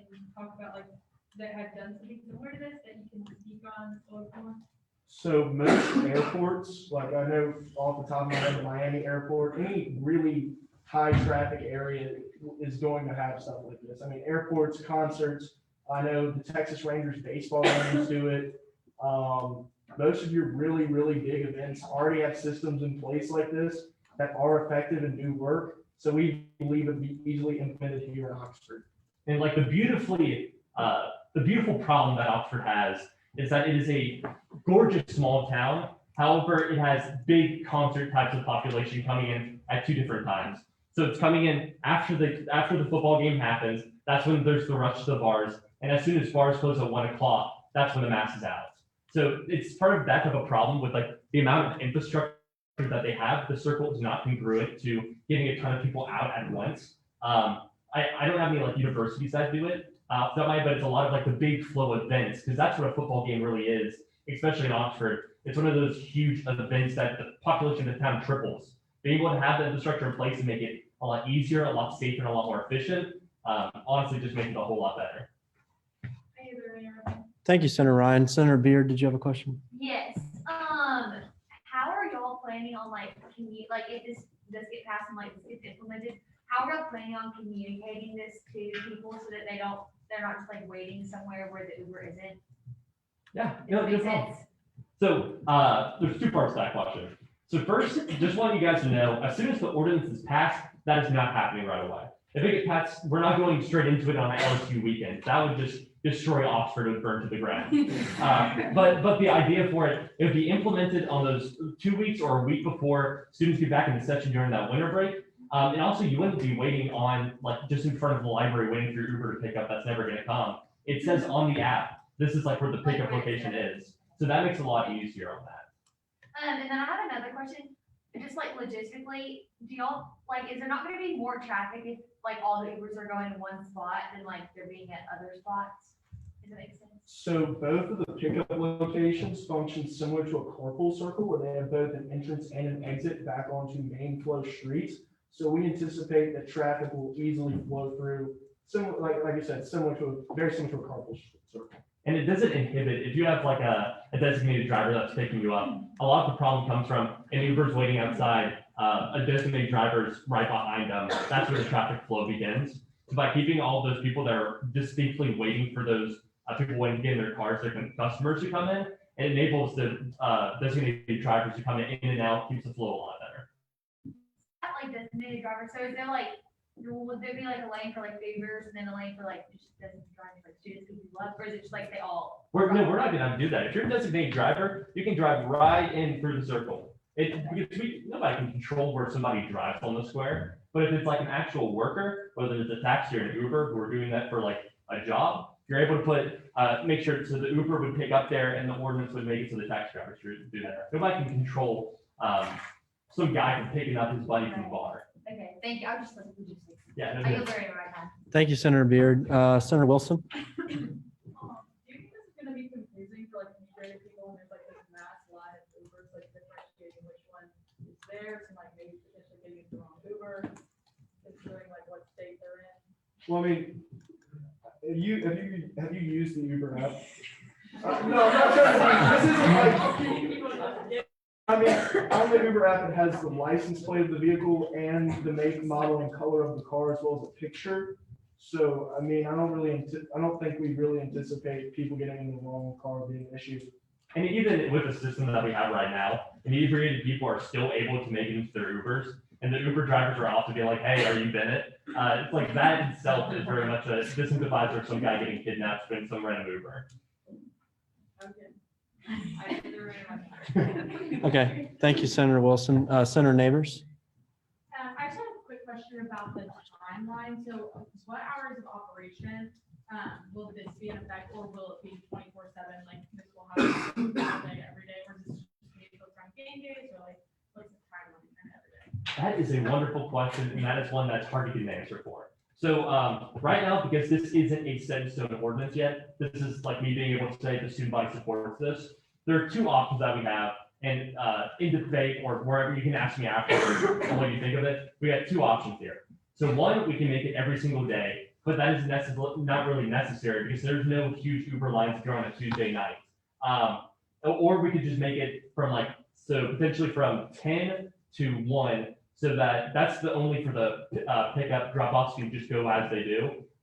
So 10 for 1 is the timeline on like Thursday, Friday, Saturday, and I don't think we have to do one on Sunday because for like the thing that's already in. But that's something that's still being talked about. It's something that I'll still be working on when we have the working meeting with the Board of Aldermen, because there's benefits to both sides, but we're still working it through. Senator Neighbors, do you yield? I the- yield the remainder of my- Thank you, Senator Neighbors. Senator Williams. I have heard that motion. Is there a second?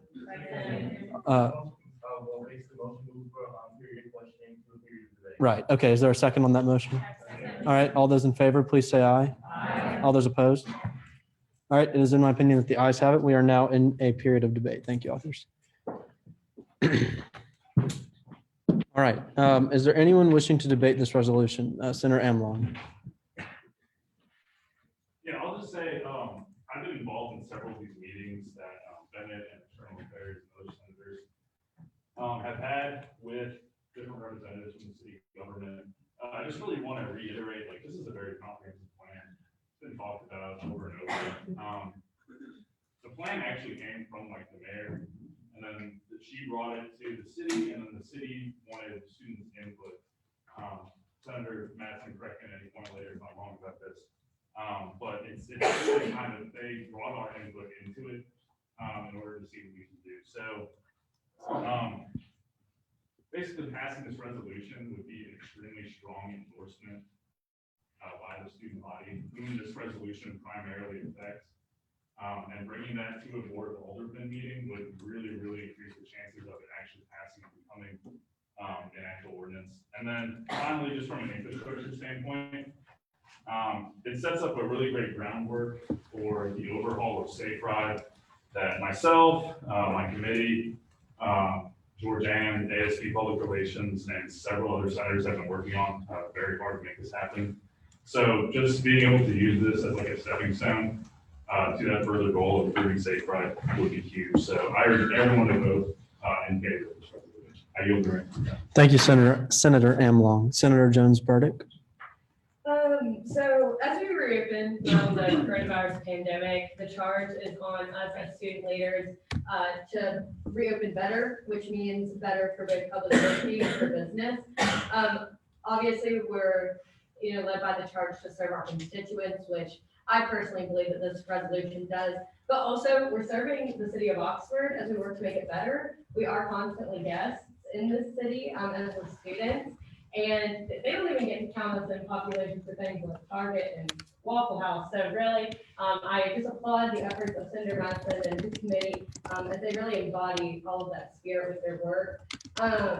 Additionally, to address some concerns about the Oxford Police Department, I have all the confidence from the meetings that Senator Madison has had with them that the issues about public intoxication are only really when it is an imminent threat to the safety and health of either the individual or others. Also, the issue of DUI has been prominent on this campus for so long. And this is really the first resolution that has addressed that in an appropriate, obviously, well thought out way. So I would really just like to support it on those grounds. And I am so inspired by all the interest and the technicalities of implementation. This is not the end of this process. So if you do have concerns, we will continue to have those meetings. And again, this is just such a vote of confidence for our student body as we look and prove that we are looking after public safety and well-being. And with that, I again urge you to vote in affirmation of this resolution. I yield the remainder of my time. Thank you, Senator Jones Burdick. Senator Osmond, did you have? Yeah, so I just want to say, Senator Madison and his committee have done a really great job on this. When I first heard about it, I was kind of amazed. I did not even know this was a part of the conversation. Obviously, I do understand the concerns. I just wish I could walk outside of the library and my Uber could be right there. Well, in a perfect world, yeah, but if you, most of the time when you do, or when people go out anyway, you're having to wait for your Uber, you're having to walk to it regardless, or you're having to deal with the lines, you're having to deal with the big congregation of people on the city streets. I've driven multiple times at night to pick people up and need to ride, and I have been driving down the streets and multiple people are crossing the street, and I almost hit them because I don't see them, and they're all stumbling crossing the street. This in a much way. It just makes it so much safer. This is the right thing to do for our constituents, for our friends, for our families that come on game day weekends, for the families of Oxford, for the people of Oxford that are driving. A lot of times when people do get these public intoxications, it's because they choose to walk home from the Square on University, on South Lamar, walking home to places that are a long distance away. I really hope this does incentivize people to get an Uber, and I really believe that it will, especially with the enjoyment of doing this with Safe Ride. So I really think that we should pass this. Obviously, there's some things that have to be worked out, but those need to be worked out with the city. I think as a vote of confidence for us as a body and also for us as a student body, just looking out for our constituents and our friends, wanting to make sure they get home safe. Having a camera on cars, that is so important. Some people do hop in their own Ubers when they're just all lined up on the street outside of the door. So I strongly urge y'all to swiftly pass this resolution and also thoroughly applaud Senator Madison and his committee. I yield the remainder. Thank you, Senator Osmond. I saw Senator Hollowell. I'm in strong affirmation of this resolution. I think they've done a really great job. You mentioned that DUIs are on the rise, constantly a problem. Drunk driving, constantly a problem. Walking on the street while drunk is a problem. And drinking is going to happen on this campus of college. So it's always important, I think, to look out for the most vulnerable people who are intoxicated, aren't making the best choices. And we as senators need to be thinking ahead, and trying to make sure that they're safe, the people that are also on the road are safe. I think it's also going to be important that when this is implemented, that we as senators take the charge of helping to implement it, raising awareness of this, being implemented, and telling people that we represent that this is their main option for getting them. So that's a good moment, and we'll look forward to. Thank you, Senator Hollowell. Senator Kelly. First of all, I just want to applaud Bennett and all of the external affairs on the senators and everyone who's been working on this bill. It's all clear there's been a lot of research done. Obviously, the mayor and OPD are in favor of this. So I stand in affirmation of this too, just because I think that this is going to be a great way to get rid of congestion on the square, which is one of the main reasons why we're not able to get home in a timely manner most nights when we are on the square. But not only that, I just think that it's going to be much safer for people to have like a designated spot to be able to go to that's well lit, just making sure that people get home in a timely fashion. But to the concern about making sure that people get into the right car, personally, I think it's going to be easier to make sure that people get into the right Uber, because it's better to just have a line of Ubers instead of just a line of Ubers and random cars. Because I've talked to Ubers before that said that girls have tried to get into the into some just random person's car because they thought it was an Uber. So I think that if all the Ubers just went to one place, that would be drastically safer for not only women, just anybody in general that's trying to get an Uber. So with that, I really think that you should support this bill, and I yield the remainder of my time. Thank you, Senator Kelly. Senator Neighbors. I've had several conversations actually with various girls on our campus after I heard about Bennett's idea for the transportation, Senator Matson's idea for the transportation hub. And they were really all for it. I think that being a woman on the square is kind of scary in itself, depending on, which substances you may or may not have engaged in. And so getting that Uber, getting a ride home, like making sure you have that safe avenue is really important to a lot of women on our campus. And I'm really thankful that people like Senator Matson have strongly thought about better ways to make sure that people on our campus are safe. And I've also talked to several people that have had questions are similar to ones that you guys have all asked tonight. And so I know that people are going to have these questions if this does pass tonight. And so I encourage you to be listening tonight and really be prepared to help answer those questions. And if you have more or later constituents bring up additional questions, I encourage you to ask Senator Matson, like I have about a couple questions that I have myself. And so I'm just really in support of this resolution. I hope you guys can all see the benefit that it could have on our campus and for our students. I yield the remainder of my time. Thanks, Senator Neighbors. Senator Beard.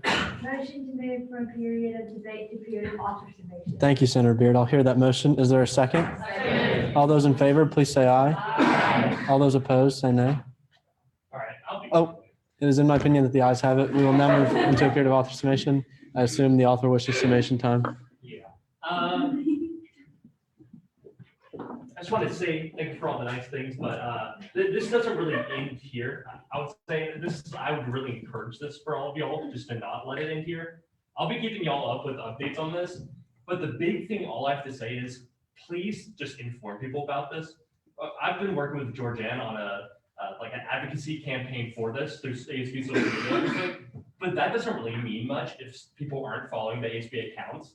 So just when we have this going, when people are asking questions, when you're going through and trying it for the first time, when winter intersession's going on, you're just getting back here for the spring semester, give us some time to figure out if teams, please, if you just tell it to your friends so that if they have valid criticisms, you can hear them, you can bring them up to me. If it's something I haven't heard before, I can talk to Mark and get it figured out.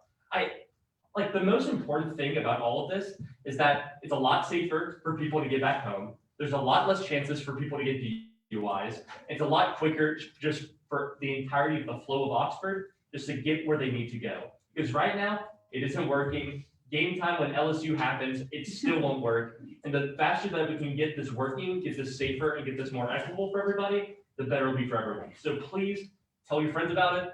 Tell your fraternity, sorority, student organizations about it. If they are just super angry about it, let me know so I can talk to them and so I can get the right kind of materials to the right people that need it. If you have criticisms and you have valid concerns, send them to me, take them into consideration. We can actually get it implemented. Yield the remainder of my time. Thank you, Senator Mattson. All right, if there are no objections, we will suspend the rules and vote by acclamation. All right, hearing none. All those in favor, please say aye. Aye. All those opposed, say nay. All right, it is in my opinion that the ayes have it. By unanimous vote, Senate Resolution 21-11 passes. Okay. We will now move into a period of senatorial comments. Is there anyone wishing to make a comment? Senator Osmond? Okay, so first of all, great job tonight. Obviously, love hearing all this conversation. I do feel like it needed to be stated, and we say that this time is momentary procedure confusing at times. But I'm please urging y'all to please be respectful of others when you're asking them questions. Also in debate, I understand that some things happen on the Senate floor in which you may not agree with. Yeah, a lot of things have happened on the Senate floor in my tenure that I've not agreed with. If we keep rolling all of this, be respectful. There's certain ways to word questions in which you're not personally attacking somebody. I felt tonight, at some points, people's feelings kind of got in the way of the questions that were being asked or of the debate that they were making. Like I said, I completely understand those sentiments, but we are all a voted body. We're voted to be here by our constituents. We all have support behind our voices, and you should never feel like your voice is diminished. So please, I urge you to just be respectful. Please speak a bit more. Nothing, you're not supposed to go home at night and be upset about anything. You don't want to go home at night and feel like you disrespected somebody's.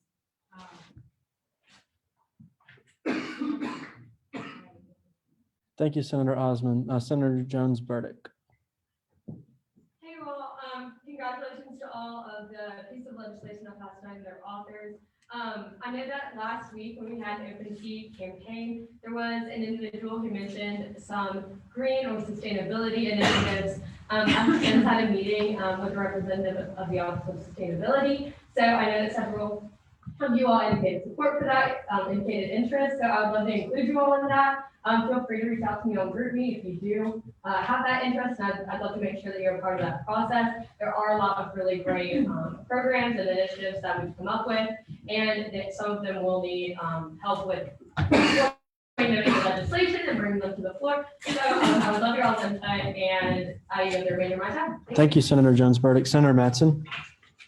Okay, so kind of topping onto that, but I just want to really truly urge everyone to take advantage of this. So something I've been really pushing onto my committee members, almost like heckling them about it, but really and truly just take advantage of the spot that you have in ASB Senate right now. Because if there's any position that you want to make change on campus, like literally this is it. If you talk to any administrator, any teacher, and then you say that you're in the position where you're representing the student body, they will immediately answer you most times. So it's something I want to challenge all of you guys to kind of do, because I've been challenging my people for it. So I feel like it'd be inevitable if I don't. But just find one thing, like literally it could be anything. It doesn't matter what committee you're in, what you're interested in, where you come from. There's one thing that you want to change on campus, one thing that you see as a problem as, bring it up to your committee chairs. They're more than likely, and they will hook you up with the right people that you need to be talking to. But this is the best opportunity that you guys have. I know last year I felt like I didn't do as much as I probably should have. and now I'm just trying to catch up for time. But don't be like me. Like literally, if you guys have the opportunity right now to make a positive change in your community and make a positive change in your student body, there's no point in not doing it. Whether that's mental health, whether that's working with the police, whether that's doing anything on campus, working with advising or something. Just take advantage of it, ask people for resources. More than enough, you probably have already met someone who failed to do something, so we can hook you up in the right place to go. So really and truly, I challenge every single one of you guys in this room, take advantage of the spot you got and do the most while you have it. You, Ty? Yep. Thank you, Senator Mattson. Senator Ryan. Hey everyone, okay, I just wanted to say, thank you from the Government and Operations Committee, for the passage of Senate Bill, 21-16 and 21-18. I know that when you get those emails, that there's a lot of words and it can be kind of overwhelming, all the information and changes that we're, throwing at you. So again, it really means a lot that, I know that there are sometimes I don't believe that anyone in this chamber, or like every single senator, is going to be able to go through it as thoroughly as we were able to, because we had our hands on it for much longer. And so I just really appreciate y'all voting in confidence of us and the process that we have been participating in. As you know, Title V is up next, that is elections. So please feel free to go through the code, because it not only benefits us as we go through the changes, but if you are looking to seek re-election, there's nothing wrong with getting familiar with the code that's already written now, because like I said, I mentioned in the presentation of Title IV, we're really looking for things that aren't necessarily policy changes. If there's something that's needed, we try to like really weigh off pros and cons, but for the most part, this is just like clarity stuff. So it's just the same in the sense of like the message and intent. So yeah, I give it right time.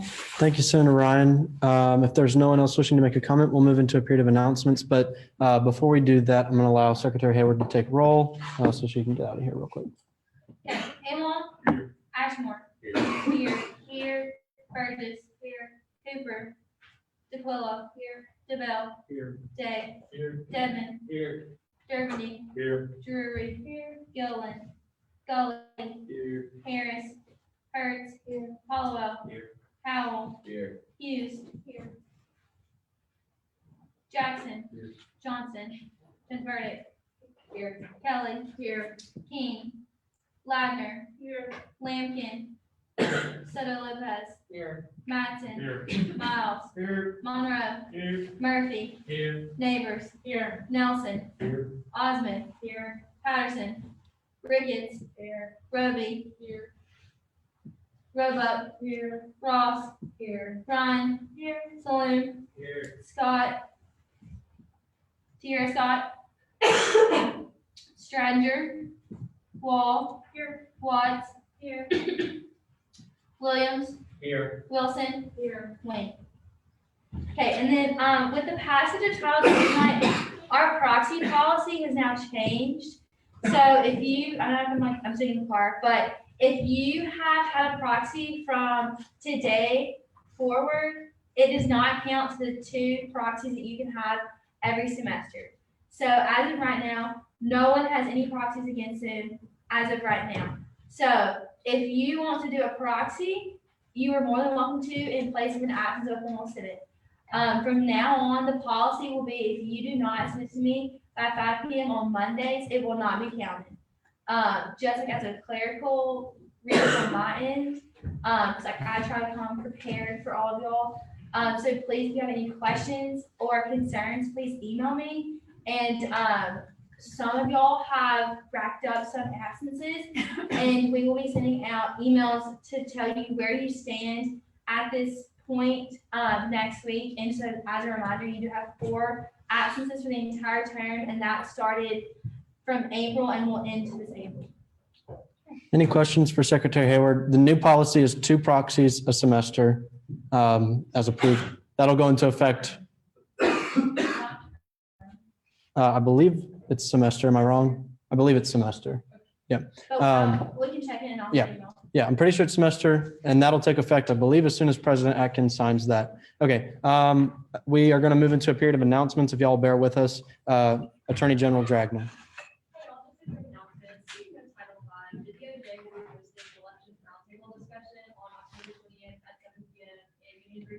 Y'all will be getting an email about this, like probably tonight or tomorrow, but basically what that is it's open to the public, specifically inviting members of ASB, past candidates and campaign managers to come and kind of give feedback on how elections went. Obviously, most of you ran for Senate, so you've done the good selections process. We want to get pure raw feedback before we kind of start the process of revising Title V. So I highly encourage y'all all to come. You'll get an email about this tomorrow. Please be there. We really would love to hear your feedback. So be on the lookout. Thank you, Attorney General Dragna. And real quick, I'm going to give one of my announcements right now. DOJ has worked so incredibly hard. I know Grace specifically, like on Title II specifics, and they've just put in so much work. And so if y'all will help join me in giving them a round of applause on their hard work. In the back right there. They've stayed with us to the bitter end, so there they are. Okay, Senator Jones Burdick. Hey y'all, so just last thing, I know that we've had a lot of conversations tonight regarding like educating our constituents on all these really wonderful programs that we have. So like I urge you to just keep in mind that not only are y'all advocates for your constituents and like the larger student body, but y'all are also ambassadors of ASB and student government and all that entails. So my point on that is social media. Definitely always be an ambassador, encouraging people to follow our social media accounts and subscribe to all the ones things that the secretarial body has to inform the student body about everything that we do, which includes like all of our programming events, X, Y, Z, because again, those are our main lines of communication. As has been mentioned before, we don't get to send out those mass emails about every single thing that we have, and in order to engage this body that is not commonly engaged, we need to be able to do that, and so please do not let that be something that you slack off on. Like she can send out the information about like the text code to send. Just always share the stuff to your story, post about it. It's important. It's important that we have a purpose and that they know about our purpose so that we're able to do our job to the best of our ability while we have this seat in this chamber. So thank you. Thank you, Senator Jones Burdick. Anyone else wishing to make an announcement? Yeah, Historian Maurer. Lip sync battle, Robothon, it's still coming up. We only need 5 of you. That can live with your committee. I'm just saying, great opportunity to get in front of people, you know, be really accessible, be where the students are. It's a very great cause. It's super fun. Y'all do it. And you can get a constituency engagement opportunity for it. So Super easy. yes. If you're interested, let me know. I can help you. I'll plan your dance for you. I don't care. But I just think it'd be super fun. Okay. Thanks, Olivia. Anyone else wishing to make an announcement? Okay, I have a couple. Oh yeah, Sergeant at Arms Spiva.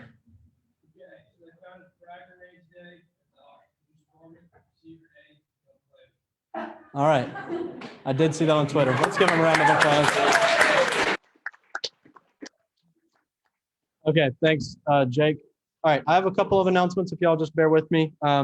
First off, like Liaison Hall said at the beginning, everybody's formal tomorrow at the Lyric. Please come, bring your vaccination card, bring your negative COVID test. I think it's going to be fun and by no means required, but y'all please show up and represent Senate.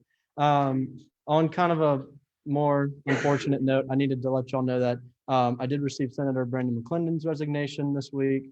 And, you know, so that has happened. As per the code, we're required to fill that seat within 2 weeks. And we have a formal Senate 2 weeks from today. So Grace and I are going to work on getting petitions out probably Monday of next week. Yeah, probably then. And then so she'll also notify everybody who is certified since the past election and from the election that just happened. So all of those candidates will be eligible to run again. So if y'all know them or spoke to them, I know Anastasia, you said you spoke to one of them. So please let them know that that is going to be coming up soon.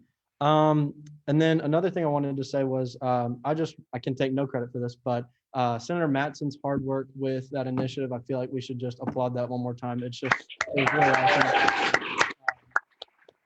And I know that doesn't by any means end right now. It kind of begins right now, but please, if you need anything from any of us in that process, I'm sure everybody's willing to chip in, but awesome work on that. Wanted to let y'all know I've been meaning to tell y'all this every week, but Morgan and I have our bi-weekly meeting with the wonderful Dean Marsh and the Vice Chancellor of Student Affairs tomorrow. So that happens every other week. So this week and then 2 weeks from now and then on and on. So if y'all ever have anything that you want me to bring up at those meetings, please let me know, because that's a really good opportunity for us to kind of let them know, or they can direct any ideas we have to the proper channels in the administration. And then finally, Lila asked me about this today. We will be having our first informal Senate next week. It's going to be come as you are. You don't have to dress up for once. And the theme is going to be student health and wellness. So we're going to have a couple people up here to talk about that. And so please, I'll remind you all about it when it gets closer, but be thinking about things that you want to ask them about. I'm trying to get a couple, different areas of campus represented, but if you have questions about student health and wellness, I'm hoping to cover not only COVID-19, but like mental health as well as physical health and just student well-being on campus. So if you have questions about that and want to ask them next week, that's going to be our plan, but it'll be, I believe, actually in the ballroom. I'll send you out, but I believe it's in the ballroom at 7. And you definitely don't have to dress up. So any other announcements before we adjourn? Awesome. Okay, having concluded all business at hand, this meeting is adjourned at 9:02 p.m.